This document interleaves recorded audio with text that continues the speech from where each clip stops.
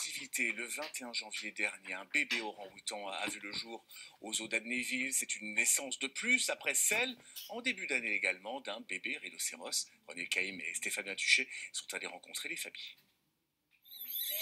L'un est un beau bébé rhinocéros de 150 kg, l'autre une petite boule de poil de 2 kg à peine. Leur point commun, ils viennent de naître, ils ne quittent pas leur mère et tous les deux sont les nouveaux pensionnaires du zoo d'Amnéville. Une vraie chance pour l'établissement.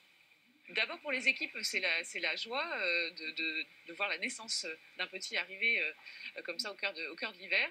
Et ensuite pour nos missions de conservation, donc ex situ, c'est-à-dire en dehors de leur milieu naturel, c'est un vrai succès. Dans les missions fondamentales d'un zoo, on peut se comparer à une forme d'arche de Noé un peu génétique, c'est-à-dire qu'on maintient les bonnes conditions pour que ces animaux puissent se reproduire, le temps que leur environnement naturel puisse retrouver les conditions favorables à leur accueil. Le zoo enregistre d'ailleurs chaque année une centaine de naissances parmi les 250 espèces animales qui peuplent le zoo d'Amnéville. Certaines se reproduisent facilement en captivité, pour d'autres c'est beaucoup plus difficile, comme pour les orangs-outans. Alors, lorsqu'une femelle met bas, c'est un vrai bonheur. C'est une espérance pour l'espèce parce que dans la nature, on sait tous qu'ils sont en voie d'extinction. Ils sont un peu plus de 15 000 dans leur état naturel. Donc c'est toujours une naissance dans un parc, un espoir de soutenir cette espèce-là.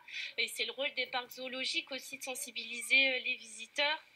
Et les visiteurs, justement, ne restent pas insensibles aux nouveaux venus. Il est beau, c'est émouvant, vraiment intéressant. On a l'abonnement et puis là, le soleil et puis la naissance de orang-outan, c'était une raison de venir. La dernière fois on est venu voir le bébé rhinocéros et là c'est l'orang-outan. Près de 2000 animaux vivent et sont soignés au zoo d'Amnéville. Lieu de découverte pour le grand public d'espèces rares, mais aussi lieu de reproduction d'animaux gravement menacés.